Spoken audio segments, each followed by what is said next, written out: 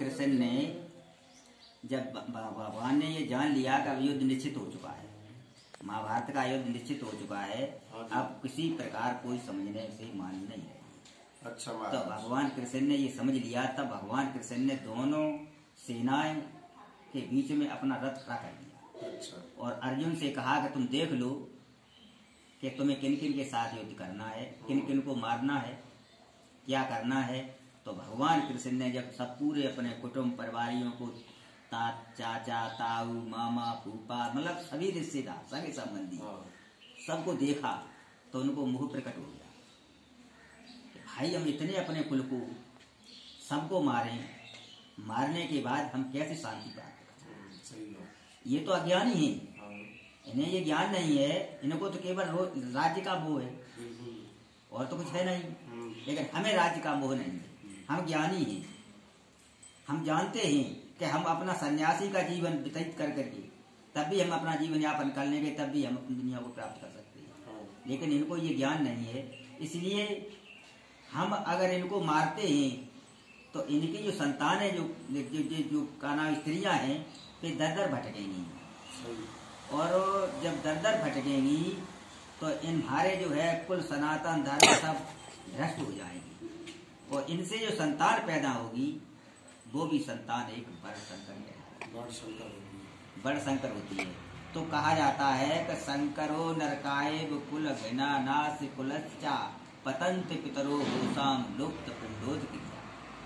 जब ऐसी संतानें पैदा होती हैं तो ये श्राद्ध, तर्पण, श्राद्ध, तर्पण, ये सब लोग जो है करते हैं, तो ये संतानें नहीं करेंगी नहीं।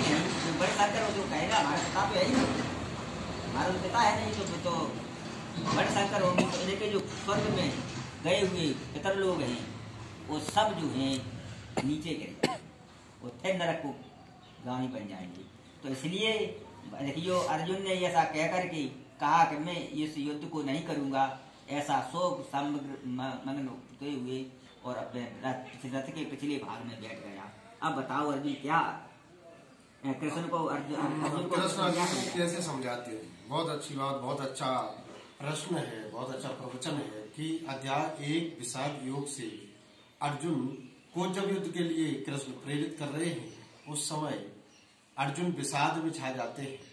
तो अध्याय 1 का 46वां श्लोक, एवं उक्त्वा अर्जुना संख्ये रथोपस्तुपावसत विसृज्य ससरम चापम शोक सविघ्न मानुषाः। ऐसे वचनों को सुनकर के रथ के पिछले भाग में धनुष बाण को रख करके अर्जुन बैठ जाता है।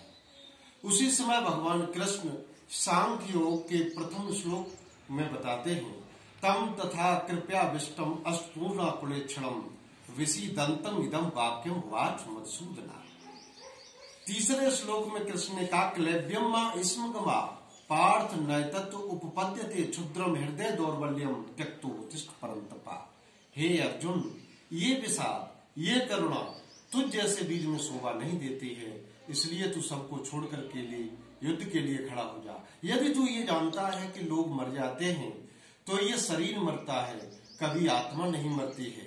तो दूसरे अध्याय के 11वें श्लोक में भगवान कृष्ण अर्जुन से कहते हैं, यह एनम वेत्य हंतारम यश्चैनम मन्यते हतम उभौ तौ न विजानीतो न अयम हन्ति न हन्यते।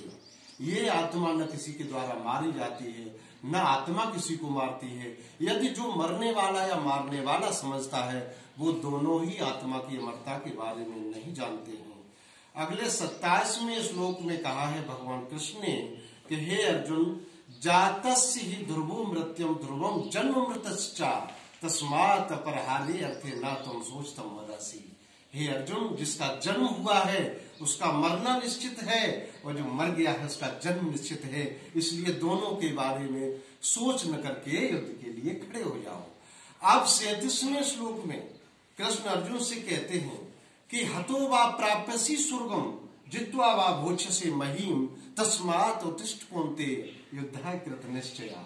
हे अर्जुन, यदि आप रणभूमि में मारे जाते हो तो तुम्हें स्वर्ग प्राप्त होगा, और जीत जाते हो तो धरती का राज प्राप्त होगा। इसलिए युद्ध का निश्चय करके खड़े हो जाइए।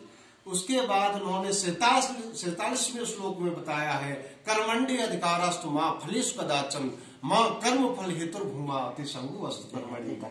आप सिर्फ कर्म करने में ध्यान दो, उसका फल क्या है इसके बारे में ध्यान न दो। इस प्रकार से भगवान ने आत्मा की अमरता को इसी सांख्य योग के अध्याय 2 के 22वें श्लोक में कहा है, वासांश जीर्णानि था विहाय नवान ग्रहणाति नरो प्राणी तथा विहाय शरीरान जीर्णानि नवानि संयाति नवान देहि। ये जिस प्रकार से आत्मा, ये शरीर पे जो कपड़े पहनाए जाते हैं, जिस प्रकार से वस्त्र पुराने फटे पुराने वस्त्रों को छोड़ करके शरीर दूसरे नए वस्त्रों को धारण करता है, इसी प्रकार से आत्मा पुराने शरीर को छोड़ करके नए शरीर को धारण कर लेती है। अगले 23वें श्लोक में इसमें कहा गया है कि नैनम छिदंती शस्त्राणी नैनम देहत पावका न चेनम क्लेद्यंत्यापो न शोषति मारता।